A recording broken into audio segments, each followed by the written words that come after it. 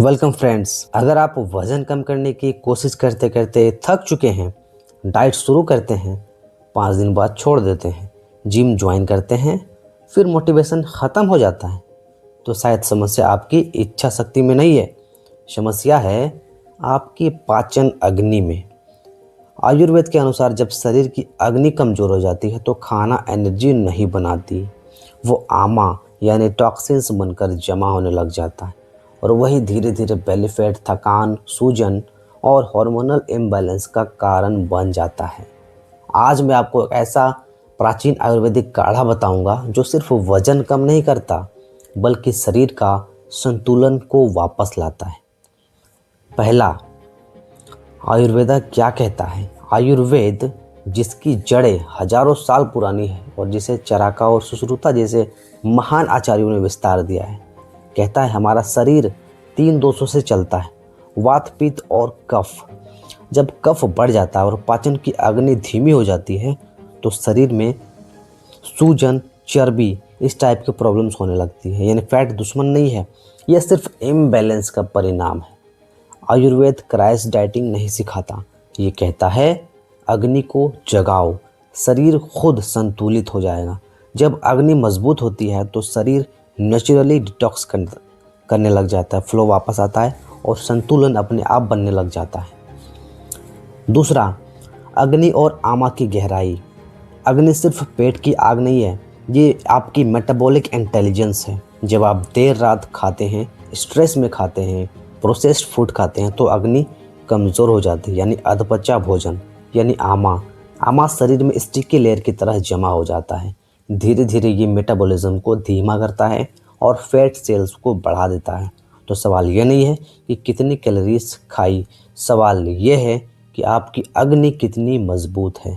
जब अग्नि मजबूत होती है तो शरीर खुद डिटॉक्स करने लग जाता है और आमा नहीं बनता है। तीसरा, एंशिएंट आयुर्वेदिक काढ़ा रेसिपी। आप बात करते हैं उस आसान लेकिन असरदार काढ़े की जो शरीर के अंदर जमा सुस्ती, भारीपन और अम्मा को धीरे धीरे साफ करने में मदद करता है। ये कोई क्रैश रेमेडी नहीं बल्कि बैलेंस रिस्टोर करने वाला नुस्खा है। जैसे कि चरक संहिता में भी बताया गया है कि पाचन अग्नि को बैलेंस रखना ही स्वास्थ्य की जड़ है। मतलब 1 गिलास पानी आपको लेना है, आधा चम्मच जीरा, आधा चम्मच सौंफ, 4 से 5 तुलसी के पत्ते, एक छोटा टुकड़ा अदरक कूटा हुआ, 1 चुटकी दालचीनी। वैकल्पिक बनाने की विधि: एक पैन में 1 गिलास पानी, इसमें जीरा, सौंफ, तुलसी पत्ते और अदरक, दालचीनी डाल दे। धीमी आंच पर उबाले जब तक पानी आधा न रह जाए। गैस बंद करके छान ले। कैसे पिए? सुबह खाली पेट या शाम 5 बजे के आसपास, डिनर से पहले धीरे धीरे छोटे छोटे घूंट में पीना है। ये काढ़ा पाचन को जागृत करता है, सूजन को कम करता है और शरीर के अंदर के ब्लड फ्लो को बैलेंस करता है। नियमित 21 दिन तक लगातार लेना है, आपको फ़र्क महसूस होना स्टार्ट हो जाएगा। लेकिन याद रखिए, कंसिस्टेंसी ही असली सीक्रेट है। चौथा, ये काम कैसे करता है? ये काढ़ा कोई जादुई फैट नहीं है, जादुई फैट बर्नर नहीं है, सीधे चर्बी को जलाता नहीं है बल्कि शरीर की असली समस्या को ठीक करता है। आइए आसान भाषा में समझते हैं।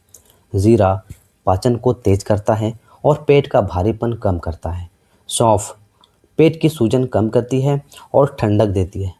तुलसी शरीर को अंदर से साफ करने में मदद करती है।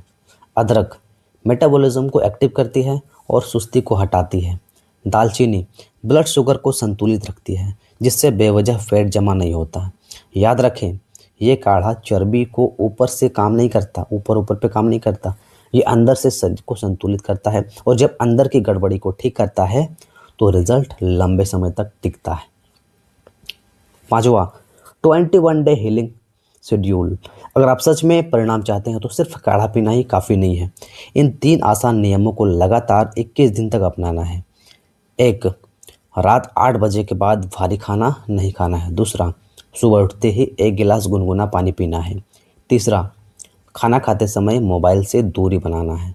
क्यों? क्योंकि जब आप ध्यान से, शांति से खाना खाते हैं तो पाचन बेहतर होता है। इसे ही कहते हैं माइंडफुल ईटिंग। जब आप बिना डिस्ट्रैक्शन के खाते हैं तो अग्नि मजबूत होती है, भोजन सही से पचता है और शरीर में अनचाही चर्बी जमा नहीं होती है। चौथा, ये छोटा नियम है लेकिन अगर 21 दिन निभा लिया तो फर्क साफ दिखेगा 100%। अगला, मॉर्निंग सन एंड अग्नि एक्टिवेशन। आयुर्वेद कहता है सूरज ही असली बाहरी अग्नि है। अगर आप सुबह 10 से 15 मिनट धूप में बैठते हैं, सुबह का धूप में, तो आपकी इंटरनल अग्नि नेचुरली एक्टिवेट हो जाती है। सुबह की हल्की धूप शरीर को विटामिन डी ही नहीं देती बल्कि मेटाबॉलिज्म को भी सिग्नल देती है। दिन शुरू हो गया है, ऊर्जा जगाओ। जिन लोगों की लाइफस्टाइल पूरी तरह इंडोर है उनकी अग्नि धीरे धीरे कमज़ोर होने लग जाती है। इसलिए सुबह की धूप यानी नेचुरल मेटाबॉलिज्म बूस्टर लेना ज़रूरी है। अगला, स्लीप बिफोर 10 PM रूल। आप कितना भी हेल्दी खा लीजिए लेकिन अगर नींद ठीक नहीं है तो वेट लॉस मुश्किल हो सकता है। आयुर्वेद के अनुसार रात 10 बजे के बाद पित्त काल शुरू होता है यानी बॉडी रिपेयर मोड में चली जाती है।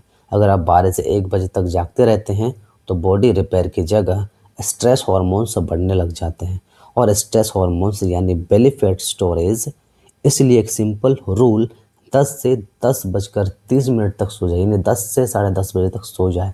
वेट लॉस जिम में नहीं, नींद में भी होता है। अगला, इमोशनल डिटॉक्सिफिकेशन। हर दिन 5 मिनट खुद के साथ बैठिए, कोई म्यूजिक नहीं, कोई फ़ोन नहीं, बस 5 मिनट डीप ब्रीदिंग, धीरे धीरे सांस अंदर, धीरे धीरे सांस बाहर। क्योंकि शरीर कई बार फैट नहीं पकड़ता, वो स्ट्रेस पकड़ता है। जब मन शांत होता है तो शरीर भी धीरे धीरे हल्का होने लगता है। हीलिंग सिर्फ काढ़े से नहीं, शांत सांसों से भी होती है। अगला, इमोशनल कनेक्शन। वजन कम करना सिर्फ शरीर का मामला नहीं है दोस्तों। कई बार हम तनाव अंदर ही अंदर जमा करते रहते हैं, अपनी भावनाओं को दबाते रहते हैं और वही धीरे धीरे शरीर में भारीपन बनकर दिखने लगता है। हर चर्बी सिर्फ खाने से नहीं बनती, कभी कभी वो अनकही बातें भी होती हैं। इसलिए हीलिंग सिर्फ किचन से शुरू नहीं होती, वो माइंड से भी शुरू होती है। जब आप खुद को दोष देना छोड़ देते हैं, जब आप अपने शरीर को समझना शुरू कर देते हैं, जब आप खुद से थोड़ा प्यार करने लग जाते हैं तो शरीर भी धीरे धीरे आपका साथ देने लगता है। क्योंकि असली बदलाव बाहर से नहीं, अंदर से आता है। याद रखिए दोस्तों, वज़न कम करना लक्ष्य नहीं है, संतुलन पाना लक्ष्य है। आयुर्वेद कहता है धीरे चलो लेकिन सही दिशा में चलो। 21 दिन खुद को देना है, क्रैश मत करिए, कंसिस्टेंसी रखिए।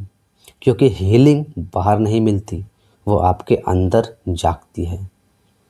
इम्पोर्टेंट नोट्स, अगर आपको थायराइड, डायबिटीज़ या कोई मेडिकल कंडीशन है तो डॉक्टर से सलाह ज़रूर लें। थैंक यू दोस्तों।